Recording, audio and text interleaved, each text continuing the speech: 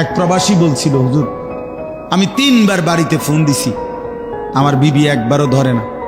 3 বার এরপরে ছেলের মোবাইলে ফোন দিছি, 3 বারেই ছেলে বলতেছে, আব্বু আমি গেমস খেলতেছি, তোমাকে অবসর হয়ে ফোন দেব পরে। কসম আল্লাহ, 3 বার ছেলে আমারে বলতেছে।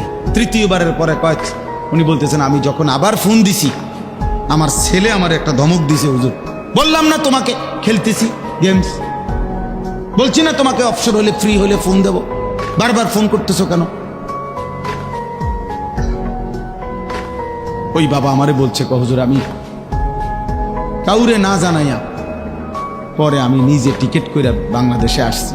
5 তলা বিল্ডিংয়ে ভাড়া থাকতো, ভাড়া রাখতাম, গ্রামের বাড়িতে না রাইখা বাসা ভাড়া দিয়ে রাখছি।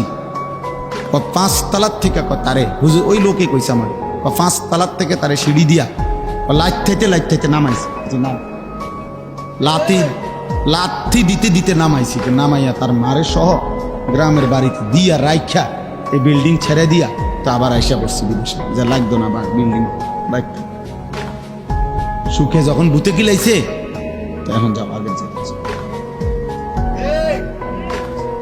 নামনে ঠিকের লেগে আমি বইয়া না, আমি কোনো আমলে জিগাইছি না, আমার ঠিকের দরকার নেই, কথা বোঝেন নাই। আমি আপনার ঠিক বেঠিক লাগবে না, আমার কথা হইল বাস্তবতা, আমি বাস্তবতা তুলে ধরলাম।